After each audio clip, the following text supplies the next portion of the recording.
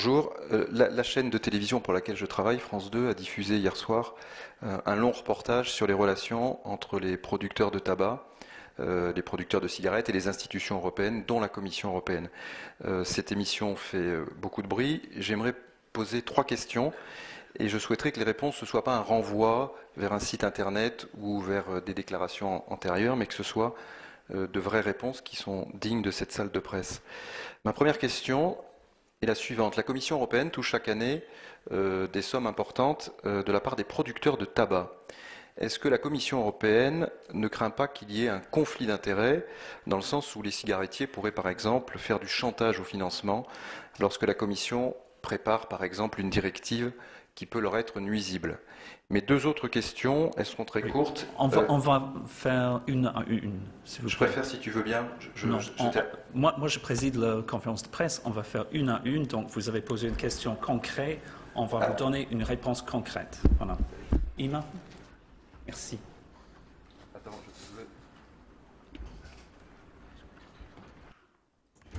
Merci. Si vous me permettez, je vais répondre en anglais.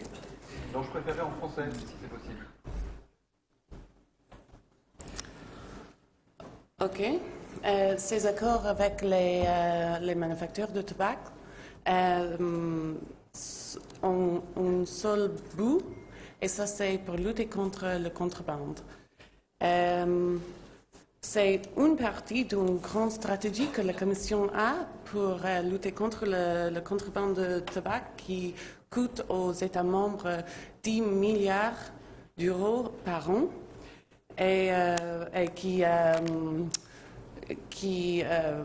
des effets négatifs sur notre politique santé et qui aussi finance le crime organisé. Sous ces accords avec les compagnies de tabac, les compagnies sont légalement dues à respecter des conditions très, très strictes pour track and trace leurs produits, pour savoir qui sont leurs consommateurs et à qui ils vendent des produits, et aussi à payer, c'est vrai, des sommes annuelles à l'Union européenne. Et là, je vais souligner que ce n'est pas la Commission, mais la grande partie des sommes annuelles que les compagnies paient vont aux États membres.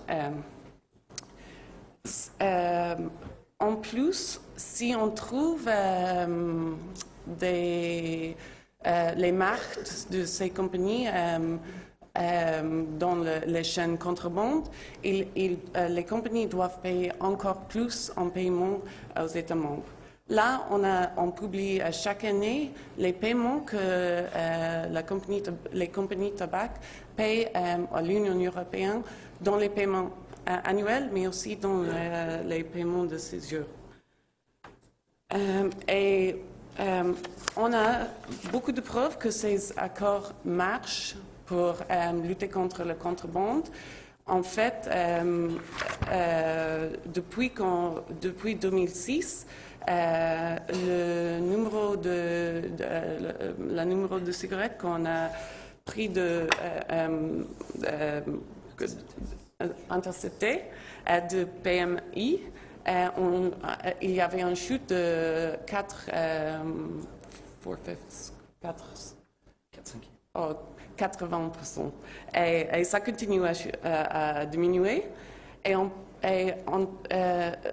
La preuve que ces mesures marchent contre le contrebande, que travailler avec l'industrie marche contre le contrebande, c'est que le World Health Organization a aussi pris les mêmes mesures dans son Framework Convention on Tobacco Control après qu'on a signé ces accords avec les compagnies. Il faut souligner que ce ne sont pas des accords doux. Ils sont des accords très stricts sur les compagnies. Oui, j'ai 2 questions qui concernent José Manuel Barroso lui-même. Je voulais savoir s'il y avait eu des rendez-vous entre le cabinet de M. Barroso et des lobbyistes du tabac, des rendez-vous qui n'auraient pas été rendus publics. Et si c'est le cas, je me demandais pourquoi. Et puis, deuxième question, dans l'émission d'hier, José Manuel Barroso a dit, je le cite, si John Dalli n'avait pas démissionné, je l'aurais forcé à le faire. Or, depuis 2012, depuis 2 ans, la Commission répète que l'ex-commissaire à la santé a démissionné de son plein gré. C'est même l'objet actuellement d'un procès qui se tient à Luxembourg. Ma question est la suivante. Est-ce qu'en répondant à France 2, M. Barroso aurait été maladroit? Je crois qu'il faut dire que le soi-disant entretien ou interview avec France 2 était un doorstep imprévu. Donc, il faut tenir ça en compte. Et je ne vois aucune contradiction entre la position du président devant la télévision française et ce qu'il a dit devant la Cour de justice. C'est-à-dire que il a dit très clairement devant la Cour de justice que le commissaire Dalli a démissionné, mais qu'il y avait des graves doutes concernant sa possibilité de rester commissaire. Donc il n'y a pas de contradiction. Et ta deuxième question était que... Est-ce qu'il y a eu des rendez-vous entre le cabinet de M. Barroso et des lobbyistes du tabac, des rendez-vous qui n'auraient pas été enregistrés, qui n'auraient pas été rendus publics? Il y a eu des rendez-vous, comme vous le savez, entre l'industrie du tabac et M. Dalli au bord des piscines, au Malte. Mais non, il n'y a pas eu de rencontre entre le cabinet du président et l'industrie du tabac qui n'était pas rendu public, non.